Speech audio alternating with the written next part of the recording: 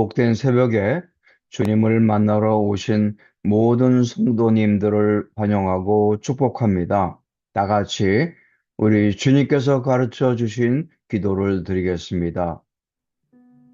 하늘에 계신 우리 아버지, 아버지의 이름을 거룩하게 하시며 아버지의 나라가 오게 하시며 아버지의 뜻이 하늘에서와 같이 땅에서도 이루어지게 하소서. 오늘 우리에게 일용할 양식을 주시고 우리가 우리에게 잘못한 사람을 용서하여 준 것 같이 우리 죄를 용서하여 주시고 우리를 시험에 빠지지 않게 하시고 악에서 구하소서.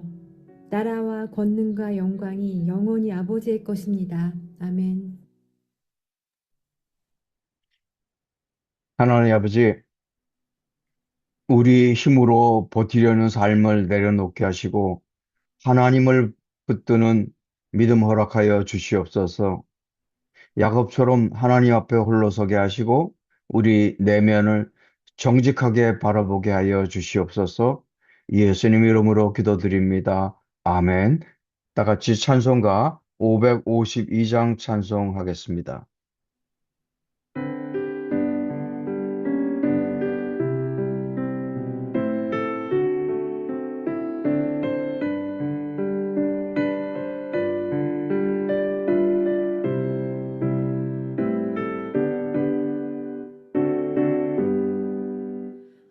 아침에 가도 들 때 만물 신선하여라. 나도 세상 지낼 때 햇빛 되게 하소서. 주여 나를 도우사 세월호 손 안고서 어두운 세상 지낼 때 햇빛 되게 하소서.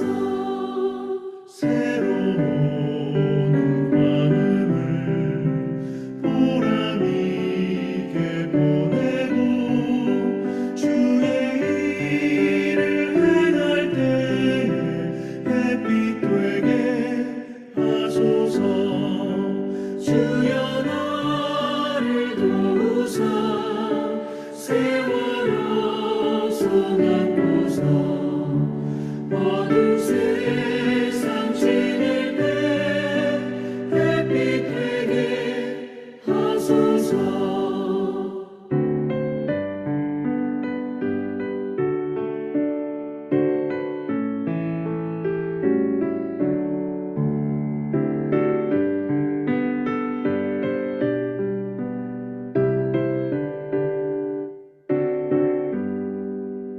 한 번 가면 안 오는 마른 광음 지날 때 귀한 시간 맞춰서 햇빛 되게 하소서.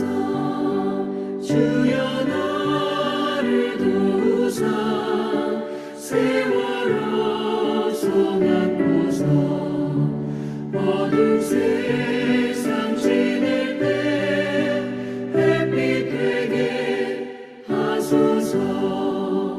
밤낮주를 위하여 몸과 마음을 드리고 주의 사랑 나타내 햇빛 되게 하소서. 주여 나를 도우사 세월호 손 안고서 어두운 세상 지낼 때 햇빛 되게 하소서.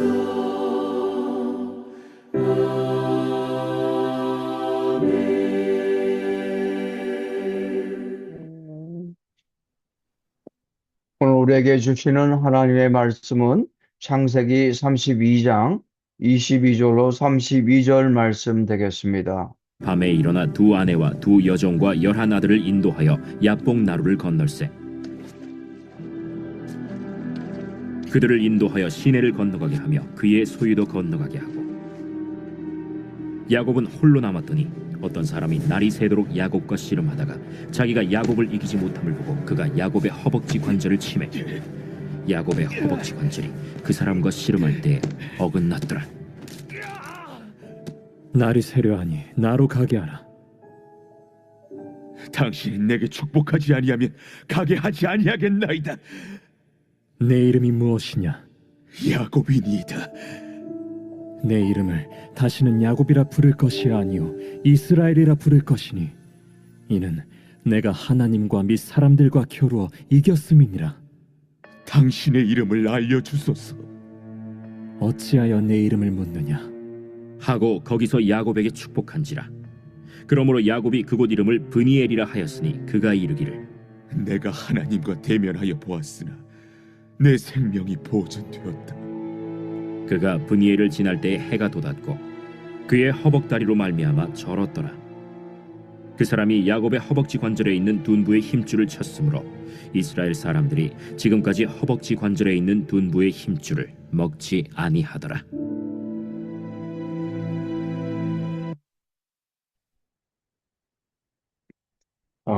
사람들은 고독과 외로움을 같은 것으로 또는 비슷한 것으로 이해합니다.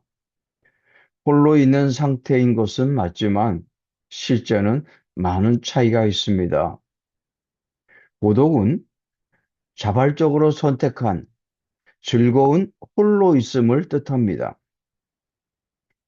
고독을 통해서 내면이 성장하게 되고 창의성이 발휘되기도 합니다. 고독은 혼자 있어도 외롭지 않은 상태입니다. 하지만 외로움, loneliness는 타의에 의해 느껴지는 소외된 홀로 있음을 뜻합니다. 타인의 관심과 연결에 대한 갈망하는 상태입니다. 외로움은 사람들과 있어도 느껴질 수 있는 상태입니다. 많은 사람들 속에서 왕따를 당하고 있는 사람은 외로움을 느끼게 되지만 새로운 창조를 위해 깊은 생각에 잠겨 있는 고독한 사람은 외로움을 느끼지 않습니다. 야곱은 평생을 사람과 함께 있으면서 늘 계산적으로 살았습니다. 형과 경쟁을 했고 아버지를 속였고 외삼촌과 싸웠고 가족을 통제하고 관리하면서 살았습니다. 자신의 이익을 위해서라면 철저히 계산적으로 살았습니다. 그런데 지금 야곱의 상황은 달라졌습니다.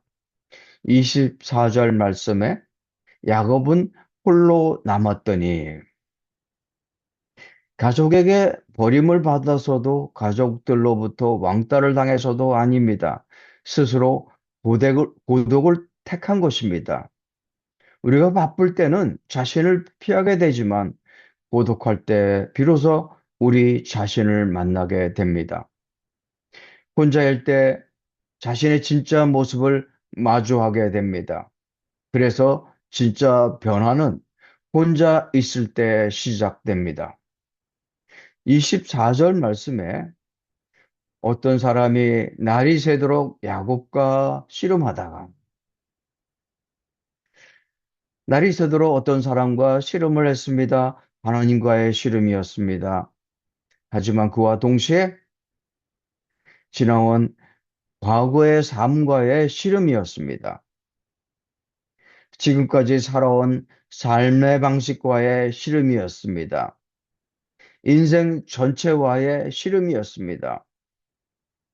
야곱은 평생을 씨름하면서 살아왔습니다.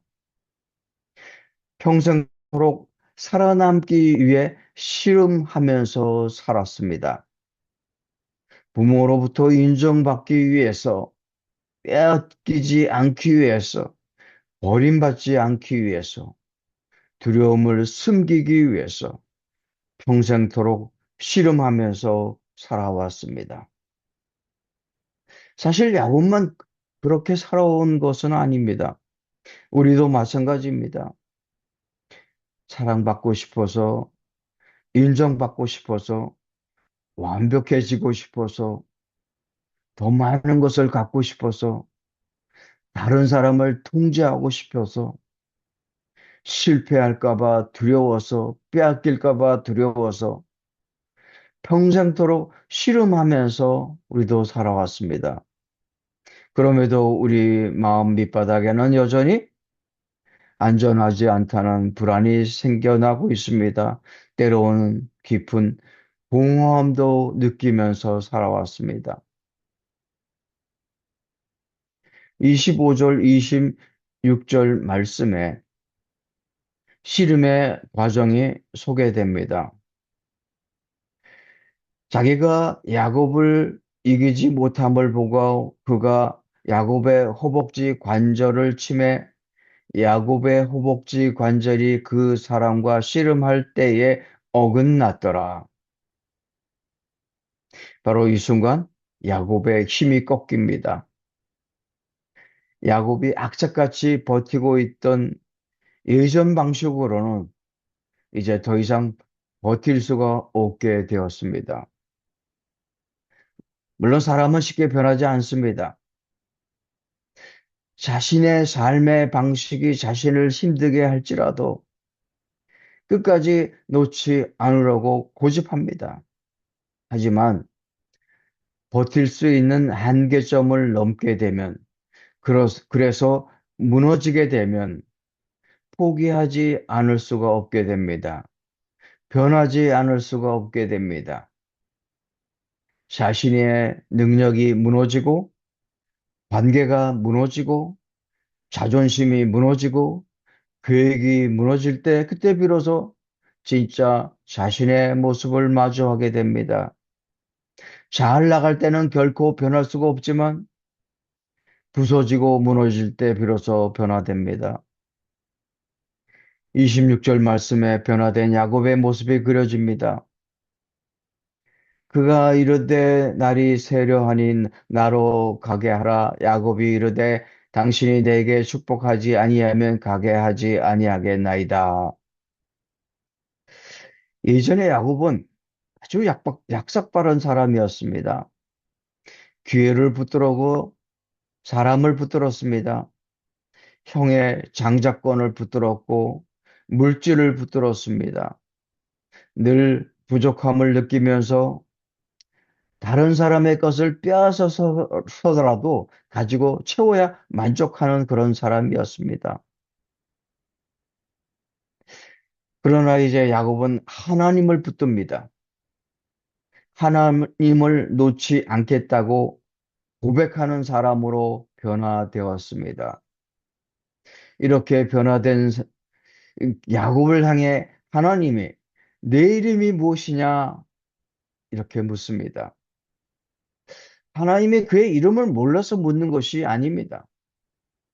야곱을 향해 지금까지 어떤 사람이었는지를 깨닫게 하신 것입니다. 그리고 이제 새로운 이름을 주십니다. 과거 속이는 자라고 불린 야곱을 하나님과 겨루어 이긴 자라는 이스라엘로 변화시켜 주신 것입니다. 진정한 치유는 과거를 지우는 것이 아니라 새로운 스토리텔링을 얻는 것입니다.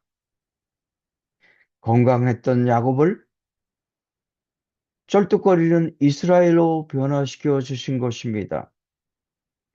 완벽해지기를 갈망하던 야곱을 스스로 겸손해질 수밖에 없는 이스라엘로 변화시켜 주신 것입니다.